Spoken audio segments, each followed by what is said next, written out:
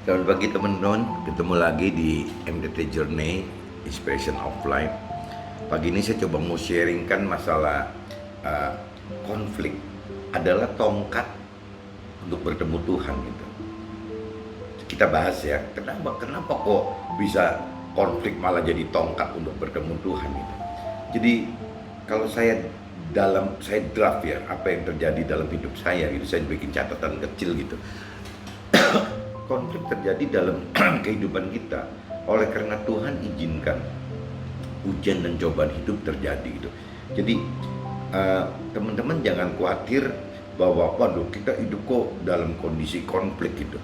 Karena konflik itu kadang-kadang Tuhan pakai memang sebagai alat gitu, alat untuk kita masuk ke dalam rancangan dan keinginan kehendak Tuhan gitu. Jadi COVID itu dijadikan ujian cobaan hidup kita agar kita dapat masuk ke dalam rancangan dan kehendak Tuhan. Jadi jangan terlalu khawatir, waduh kok ada konflik terus hidup.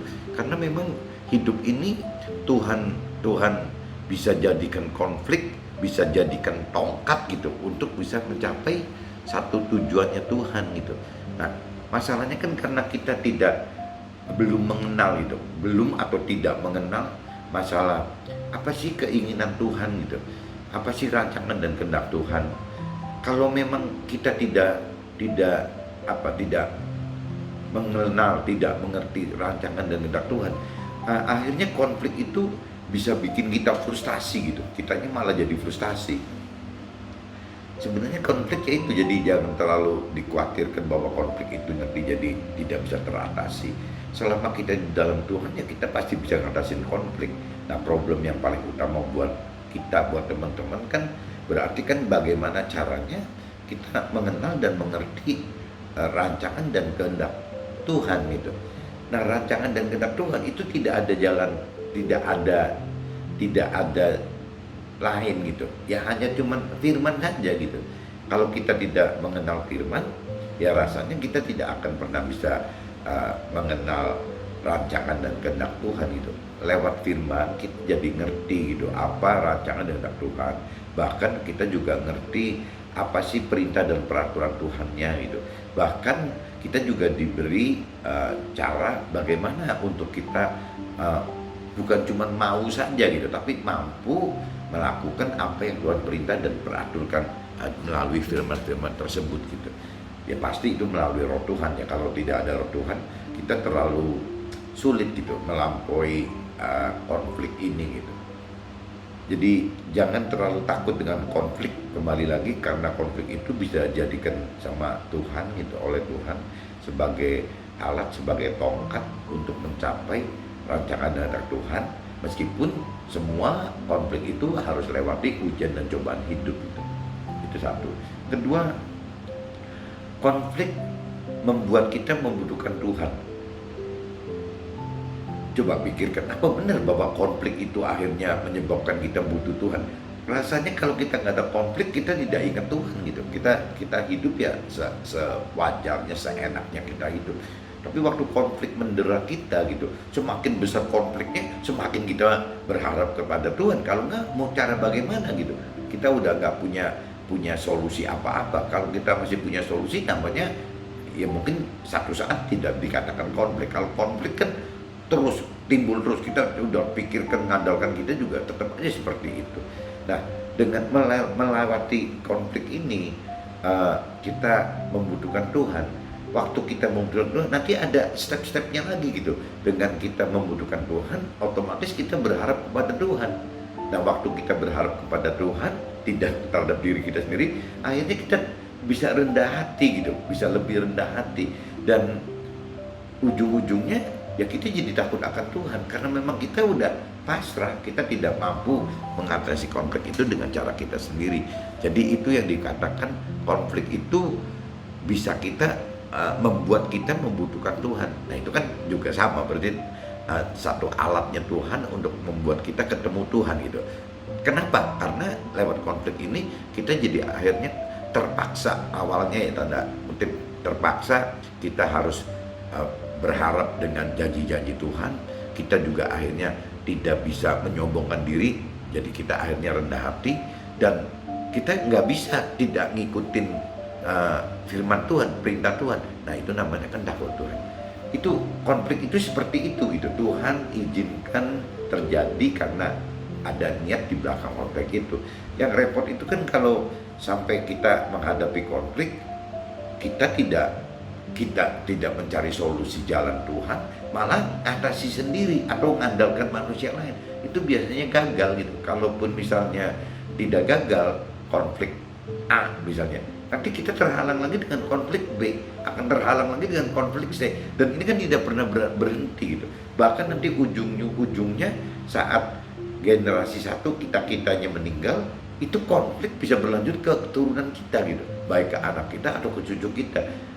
Jadi jangan main-main dengan konflik yang tidak diselesaikan, akan terus menerus berakibat ke keturunan kita gitu. Yang berikutnya, harapan kepada Tuhan otomatis membuat perubahan hidup ya. Yang semula hidup mengandalkan diri sendiri dan sekarang berubah dengan mengandalkan Tuhan ya, karena kita tidak ada konflik, kita berasa tidak perlu Tuhan. Itu sifat jeleknya manusia kan seperti itu. Jadi kalau memang nggak ada masalah ya kita kadang-kadang lupa sama Tuhan gitu. Bahkan kadang-kadang ada masalah, kita ingat Tuhan, kita taat sama Tuhan, takut sama Tuhan. Setelah kita sukses, kita juga bisa lupa lagi sama Tuhan gitu. Nah ini kan tidak akan berhenti. Nah ini yang Tuhan pengen kita diproses untuk benar-benar kita berubah, itu benar-benar berubah dari dalam gitu. Bukan berubah yang sifatnya sementara karena ada konflik jadi kita begini, tapi begitu konflik selesai kita lupa gitu, lupa akan Tuhan gitu. Nah ini yang bahaya sekali, ini jangan sampai terjadi gitu. Ini benar-benar bisa menyedihkan Tuhan gitu ya kalau sampai terjadi seperti ini. Harusnya jangan berhenti, konflik selesai, urusan sukses timbul lagi, akhirnya kita lupa Tuhan. Karena sasaran Tuhan bukan sukses gitu, sasaran Tuhan kan pengennya selamat, agar kita selamat gitu. Mengandalkan Tuhan adalah hidup dengan mengenal dan mengerti Tuhan melalui firman-Nya. Jadi kalau kita bicara, kita mengandalkan Tuhan nih, karena ada konflik, jadi akhirnya kita berubah mengandalkan Tuhan. Apa sih mengandalkan Tuhan? Mengandalkan Tuhan tidak bisa lepas gitu dari yang namanya mengenal, mengerti akan firman-Nya gitu. Kalau tidak, ya nggak bisa. Bagaimana kita memulai untuk mengandalkan Tuhan kalau kita tidak mengenal dan tidak mengerti apa rancangan dan kehendak Tuhan gitu. Nah ini yang mesti nomor pertama kan mesti itu. Kedua, apa ya, berani gitu, berani melakukan setelah kita mengenal mengerti kan pasti kan keluar tuh peraturan perintahnya, perintah dan peraturannya. Nah waktu kita menjalankan, melakukan perintah dan peraturan itu tidak mudah teman-teman ya, itu banyak sekali kendala gitu. Jadi tidak cuma cukup mau saja, kita harus mampu gitu melakukan itu. Nah cara untuk mampu gimana? Nah Tuhan sediakan yang namanya roh Tuhan gitu. Di setiap masing-masing kita kan ada roh Tuhan. Nah itu yang nanti roh Tuhan itu akan menjadi penguat kita untuk bisa melewati konflik-konflik tadi gitu. Perubahan pola hidup dengan perubahan hidup dengan andalkan Tuhan yang membuat kita dapatkan keselamatan hidup akhirat yang kekal dan sekaligus dapatkan kesuksesan hidup duniawi yang pada saat ini. Jadi perubahan pola hidup dengan mengandalkan Tuhan, dengan dengan cara mengenal, mengerti dan berani melakukan perintah peraturan Tuhan yang dikuatkan oleh roh Tuhan gitu yang ada di dalam kita ya, nanti ujungnya gitu, kita itu bukan cuma dapat melewati konflik itu, tapi kita sudah menuju ke arah yang benar, kita sudah menuju ke arah untuk mendapatkan keselamatan gitu, jalurnya udah benar. Nah kalau kita udah ke arah situ, kita udah bener-bener kita udah ngerti bahwa arah kita harus ke arah situ. Nah biasanya Tuhan yang nggak tahan gitu, bagaimana Tuhan gujurkan yang namanya kesuksesan duniawi juga gitu. Jadi ada saat, ada satu titik Tuhan itu malah yang ribut gitu, ribut kasih kelimpahan buat kita berlimpah-limpah sampai kita mungkin nolak-nolak kali, udah kebanyakan gitu. Nah bisa seperti itu gitu, asal kita mengenal masalah keselamatan hidup ini harus bagaimana, keselamatan sampai akhirat ya, itu bagaimana gitu. Kalau kesuksesan kan gampang banget, dan kalau dari sudut pandang Tuhan, kesuksesan dunia kan sebentar sekali gitu. Kita nikmatin cuma 70-80 tahun, terus tidak nikmatin lagi kok. Yang agak aneh gitu, kenapa orang dunia kok mau-maunya gitu, mati-matian cuman berputar-putar gitu ke dalam urusan duniawi saja. Padahal setelah meninggal juga dia tidak bisa apa-apa. Apakah eh, mereka berpikir seperti itu karena untuk anak cucu mereka? Nah, pertanyaannya, apakah anak cucu mereka juga mengenal Tuhan? Kalau tidak mengenal Tuhan gitu, ya akan habis juga gitu. Jadi harta duniawi yang akan dikumpulkan oleh si orang tua mungkin tidak bisa berlanjut kepada anak dan cucu-cucunya gitu. Itu juga sia-sia. Buat apa gitu kita hidup gitu? Kalau kita mau, ya kita harus mengenal Tuhan, sehingga nanti sasaran kita hidup itu bukan cuma kesuksesan duniawi, tapi keselamatan dulu gitu. Nah, setelah keselamatan, Tuhan gujurin kesuksesan duniawi sudah dengan rencana yang berbeda gitu, dengan rancangan kita. Kalau dulu kan kita mungkin pengennya untuk hidup tenang dengan pemikiran bahwa duniawi kita, harta tahta itu maksimal, dan ya kita bisa menikmati hidup gitu. Tapi kalau cara Tuhan kan bukan seperti itu gitu. Karena kalau yang sifatnya duniawi, Tuhan tidak terlalu push gitu untuk kita masuk ke situ. Jadi Tuhan cuma ngomong tenang aja, ada masalah-masalah kalau di dalam dia juga bisa nggak khawatir kok, karena iman percaya kita kepada Tuhan. Dan urusan duniawi itu bukan rancangan kita untuk hanya semata-mata mendapatkan harta tahta di dunia ini. Buat apa gitu? Terus sifatnya fana, sifatnya sementara. Dan kita jangan sampai cuma hidup itu dengan keinginan-keinginan, kehendak-kehendak, hanya kenikmatan dunia saja gitu.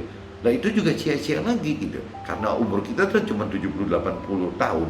Bahkan mungkin untuk kenikmatan ini belum tentu sampai 70-80 tahun gitu. Jangan-jangan kita kena sakit atau kita nggak sehat, nggak fit, jangan-jangan umur 40 aja udah kolesterol, udah diabetes, udah segala macam gitu. Itu tetap nggak bisa nikmatin juga gitu. Nah, Tuhan cuma sering ingetin itu aja gitu. Nah, terus perubahan pola hidup seperti ini yang Tuhan kehendaki, maksudnya perubahan pola hidup yang memang mengandalkan Tuhan, dengan mengenal, dengan mengerti, dengan taat, dengan takut melakukan apa yang firman perintah dan peraturkan gitu, sehingga kita masuk ke dalam rancangan dan kehendak Tuhan. Kita udah match gitu dengan Tuhan. Nah, hal-hal seperti ini apa ya, jelas kan parameternya akan mendapatkan keselamatan akhirat gitu, karena kita melakukan firman, sehingga jaminannya pasti kita masuk keselamatan akhirat gitu.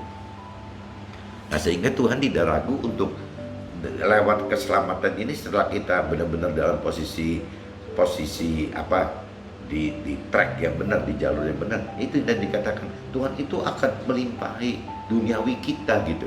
Seperti orang dunia pada umumnya, Tuhan tahu kok, bukan tidak tahu gitu, bahwa kita sebagai manusia gitu hidup di dunia butuh hal-hal harta tahta yang duniawi umumnya perlukan. Tuhan tahu itu gitu. Cuman Tuhan tidak mau kita hanya dengan target itu gitu, karena kita adalah warga surga buat Tuhan kan, bukan warga dunia gitu. Kita ini warga surga yang untuk masuk ke sana.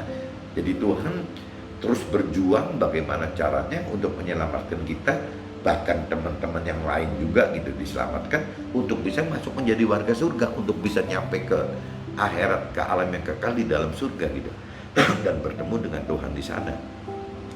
Perubahan pola hidup benar ini yang dapat menyatakan kelimpahan duniawi dalam keselamatan adalah sama saja dengan kecukupan hidup. Nah, setelah kita berubah pola hidupnya, maka kita akan merasa, akan tahu bahwa kelimpahan itu bukan target kita gitu. Bahkan ada quote ya, saya coba bikin quote gitu, yang namanya kelimpahan di dalam kebenaran adalah kecukupan gitu. Jadi bukan kelimpahan dalam kebenaran itu, wah jadi bisa foya-foya, jadi bisa nikmati dunia, oh bisa jadi, bukan itu gitu. Itu salah gitu. Kalau kita satu saat Tuhan sudah waktunya kasih kelimpahan buat kita akan ada pengertian yang berbeda gitu. Bahwa berlimpah itu bukan untuk seperti orang dunia pada umumnya nikmatin, bagaimana menikmatin untuk dirinya sendiri gitu, dan bagaimana prepare warisi anak cucunya dengan kelimpahan juga gitu. Rasanya tidak seperti itu gitu. Jadi waktu kita sudah dalam benar, kita sudah mengenal kebenaran, mengerti kebenaran, kita sudah hidup di dalam Tuhan bersama dengan Roh Tuhan, maka kelimpahan itu tidak bermakna seperti orang dunia pada umumnya. Fungsinya udah berubah gitu. Fungsi kelimpahan itu ya akan digunakan sebagai alat gitu untuk bagaimana menyelamatkan orang-orang lain lagi gitu, bagaimana menyelamatkan keluarga kita yang lain, bukan untuk menikmati dunia itu, bukan hanya untuk keperluan dunia itu saja gitu. Itu seperti itu. Makanya saya bisa bikin ada pengertian bahwa kelimpahan yang di dalam kebenaran adalah ya kecukupan, karena memang janji Tuhan ini memang kecukupan gitu loh. Memang Tuhan itu pengennya kita kecukupan, tapi kecukupan dalam arti kata memang di dalam kelimpahan kita loh. Jadi kita sebenarnya udah nggak perlu apa-apa. Kita naik mobil nggak perlu harus yang brand, yang ada brand. Kita nggak perlu pakai kacamata yang ada brand. Kita nggak perlu pakai dompet ada brand. Ya kita pakai mobil yang memang mobil yang layak dipakai gitu. Kita pakai kacamata yang layak dipakai. Ya yang namanya makan ya memang yang layak dimakan gitu. Bukan ukurannya harus ini harus itu gitu. Dan yang lucu waktu kita sudah mengerti ini, Tuhan janji ya akan ada damai sejahtera. Ya meskipun kita mobilnya ala kadarnya sehat, tapi ada damai gitu, damai sejahtera di dalam hati kita. Meskipun makan kita sederhana, yang penting bersih, itu juga ada damai di dalam kita gitu. Walaupun kita berpiknik dengan keluarga hanya di sekitaran kota kita atau cuma di Indonesia aja, itu juga ada damai sejahtera yang mungkin lebih menyenangkan dibanding orang dunia yang pergi kemana-mana gitu, pergi ke seluruh dunia, belum tentu happy mereka gitu. Mereka cuma pengen tahu aja bahwa dunia ada apa, tapi tidak bisa menikmati damai sejahtera dari dalam gitu. Mungkin jadi saya coba ingatkan lagi, konflik bisa Tuhan jadikan alat, bisa jadikan tongkat untuk bertemu dengan apa yang Tuhan rancangkan dan hendakkan untuk kita gitu. Jadi konflik ya ada positifnya lah kalau memang kita bawa konflik itu di dalam pengharapan pada Tuhan gitu. Kalau tanpa bawa konflik ke dalam Tuhan ya mungkin jadi agak susah gitu, karena memang kita berusaha atasi konflik dengan kekuatan diri sendiri dan rasanya banyak nggak kuatnya gitu. Mungkin pagi ini sharingnya begini dulu teman-teman, mudah-mudahan konflik ini secepatnya bisa teman-teman dan keluarga robah arahnya menjadi dengan mengandalkan Tuhan, sehingga konflik itu malah menjadi berkat gitu untuk kitanya. Jadi yang saya katakan, konflik itu malah jadi tongkat untuk kita dapatkan berkat Tuhan gitu. Oke? Mungkin begitu dulu teman-teman. See you. Bye bye.